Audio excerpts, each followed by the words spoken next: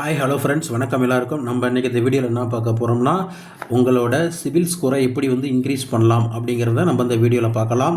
நீங்கள் ஏதாவது ஒரு லோன் வாங்கணும்னா உங்களுக்கு இந்த சிவில் ஸ்கோர் செக் பண்ணிவிட்டு தான் உங்களுக்கு லோனே கொடுப்பாங்க.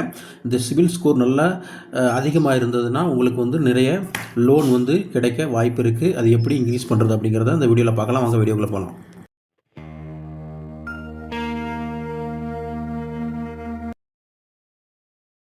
இப்போ நீங்கள் ஸ்க்ரீனில் பார்க்குறீங்களா, இதுதான் சிவில் ஸ்கோர் பார்க்குறதுக்கு அஃபிஷியல் வெப்சைட்.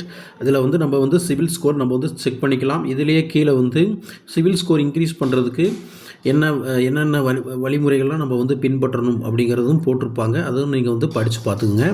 இப்போ நம்ம ஒவ்வொரு ஸ்டெப்பாக பார்ப்போம், உங்களோட சிவில் ஸ்கோர் எப்படி இன்க்ரீஸ் பண்ணலாம் அப்படிங்கிறத. உங்கள் சிவில் ஸ்கோர் இன்க்ரீஸ் ஆகிறதுக்கு நீங்கள் முக்கியமாக ஃபாலோ பண்ண வேண்டியது என்னென்னா, உங்களோட பேமெண்ட் ஹிஸ்ட்ரி. அதான் உங்களோட சிவில் ஸ்கோரோட 35% இன்க்ரீஸ் ஆகிறதுக்கு தீர்மானிக்குது. அதாவது பேமெண்ட் ஹிஸ்ட்ரினா, நீங்கள் ஏதாவது ஒரு நிறுவனத்தில் லோன் வாங்கியிருந்தீங்கன்னா அந்த லோன் ரீபேமெண்ட் மந்த்லி ஒரு 5ஆம் தேதிக்குள்ளே கட்டணும் அப்படிங்கிற மாதிரி இருக்கும் பார்த்தீங்களா. அந்த மாதிரி இருக்கிற லோனில் நீங்கள் அந்த 5ஆம் தேதிக்குள்ளே அந்த டியூவை கட்ட பாருங்கள். மறக்காமல் இருக்கிறதுக்கு ரிமைண்டர் கூட செட் பண்ணி நீங்கள் அந்த தேதிக்குள்ளே கட்டுற மாதிரி நீங்கள் பாருங்கள். அந்த மாதிரி பண்ணிங்கன்னா உங்களுக்கு சிவில் ஸ்கோர் இன்க்ரீஸ் ஆகும். அதுக்கப்புறம் கிரெடிட் யூட்டிலைசேஷன்.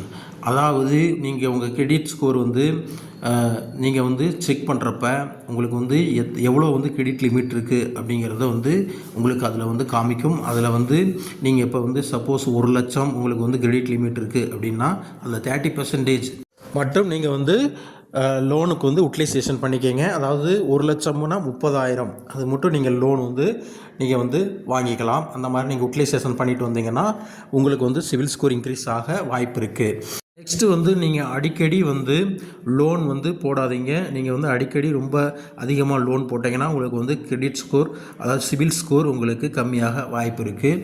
அதுக்கப்புறம் next avoid closing old account. அதாவது உங்களோட பழைய லோன் அக்கௌண்ட்டை பெரும்பாலும் க்ளோஸ் பண்ணாதீங்க. அதுவும் கிரெடிட், அதாவது சிவில் ஸ்கோர் கம்மியாக அதுவும் ஒரு வாய்ப்பு இருக்குது. அதுக்கப்புறம் கிரெடிட் மிக்ஸ், அதாவது கடன் வாங்குறது நீங்கள் மிக்ஸ்டாக வாங்குங்க. அதாவது செக்யூர்ட் லோன், அன்செக்யூர்ட் லோன் அப்படின்னு சொல்லுவாங்க.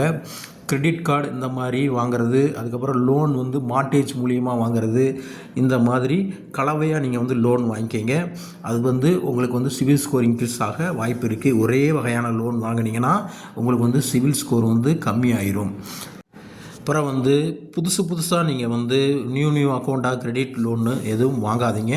அதுவும் உங்களுக்கு சிவில் ஸ்கோர் கம்மியாக ஒரு வாய்ப்பு இருக்குது. அதுக்கப்புறம்